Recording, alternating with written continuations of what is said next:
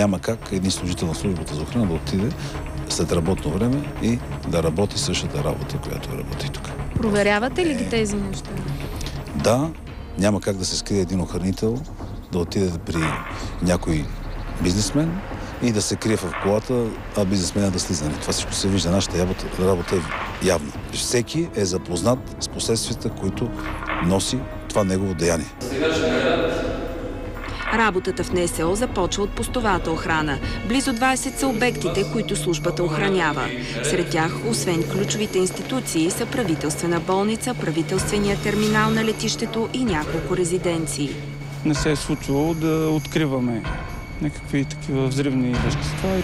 Постовата охрана е подложена на огромно напрежение в дните, когато, например, има медийни събития или заседания в Министерския съвет. В президентството пък най-сериозно изпитание е туристическия интерес към гвардейците на парадния вход. Не казвам, че е лесно.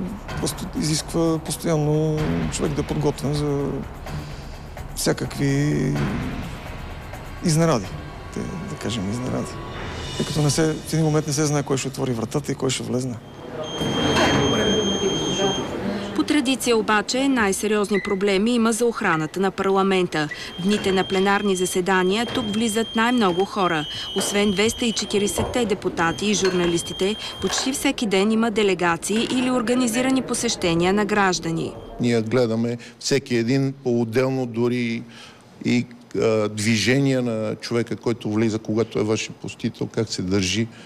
Трябва да ги наблюдаваме. Тук винаги ще помнят януарските събития през 1997, когато хиляди хора, недоволни от управлението, се събират пред парламента и опитват да влязат в сградата. Полковник Илия Найденов е бил от 20-тината гардове, длъжни да пазят депутатите от народната любов. Налагаше се да вземем адекватни мерки, за да можем да ги възпреме да не влизат. Включително и да се слагат мебели пред вратите, да се затварят вратите. Какво щеше да стане тогава, ако не бяхте реагирали адекватно? Може би щеше да има и човешки жертви. Най-важното качество на охраната е търпението. Екшън героите отпадат при подбора. Категорични са психолозите на службата. Трябва да имат и една адекватна оценка за себе си, да се възприемат позитивно, да са уверени в своите възможности. Това е важно, защото хората, които действат в такива ситуации, не бива да изпитват колебания и от това би се губило време. 30 секунди! Мобилизирай се! Дръж ръцете! Дигай ръцете! Психолозите изследват дали гардовете могат да работят в екип и доколко са стресоустойчиви.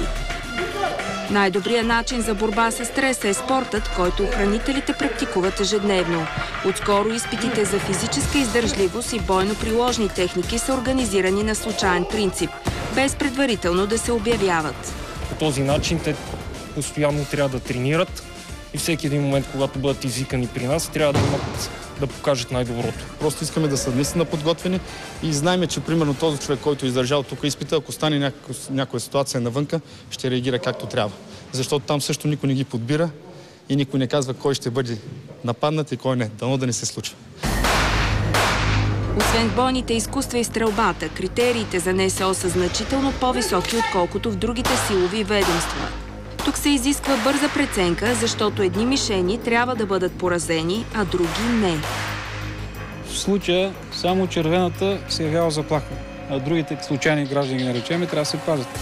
Защото отговорността за всеки един ранен е персонална. Не може да допуснем простреляне на невинно лице. Това е абсурд. Истинските умения се проверяват на полигона. Полосата на бившата изтребителна база край София вече е писта за подготовка на шофьори и охранители.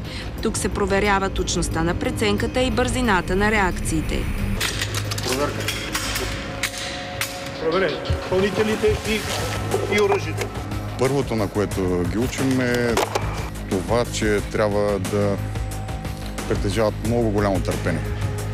Търпението е едно от качествата, което е много важно в нашата професия. Трябва да знае, че цял живот може да се подготвя за нещо, което може да не се случи. Но когато се случи, той трябва да е готов за това. Концентрацията е един от тестовете за новопостъпващите охранители. Тренира се разпределението на вниманието, което е необходимо при събития с много хора. Изхожда се от презумпцията, че на открито атаката може да дойде извън външния кръг на охраната, а в закрити пространства проблема идва от натрупване на много хора на едно място. Ето как се неутрализира нападател срещу охранявано лице на среща с граждани. Урази отпред! Стани на място! Стой, не мърдай! Дай другата ръка! Никой да не мърда!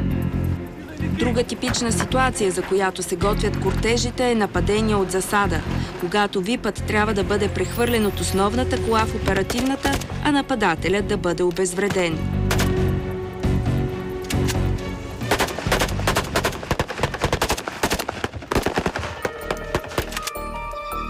Ситуацията, която тези момчета отиграват, е идентична с реалното нападение, което са преживели като охрана на вице-премиера Цветан Цветанов.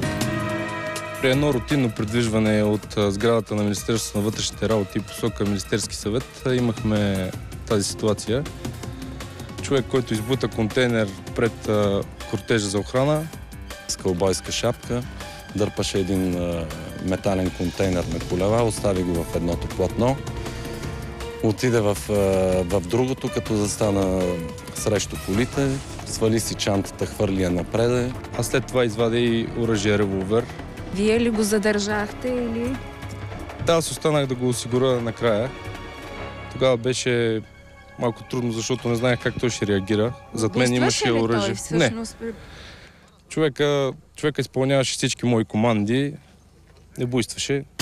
Притеснявах се за неговото здраве, защото в същото време пътна полиция пуснаха движението в посока от Васил Левски, посока Гурко. И се притесних да не бъде сгазен. Пак същият екип помага при тежка катастрофа край Бургас и спасява живота на моторист и блъсната от него девойка.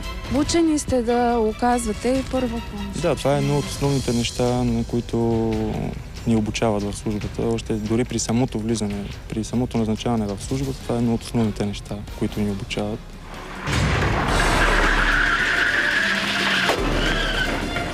Много агресивно се налага да карате по него. Ние си изпълняваме служебните задължения. Това не е агресивно каране.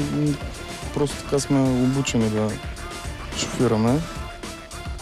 Все пак возим хора, нали?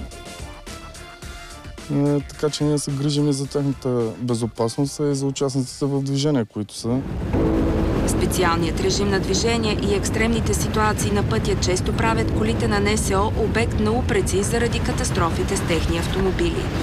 Статистиката, която водим, происшествията в Национална служба за охрана с служебни автомобили на базата на изминатите километри са нищожен процент.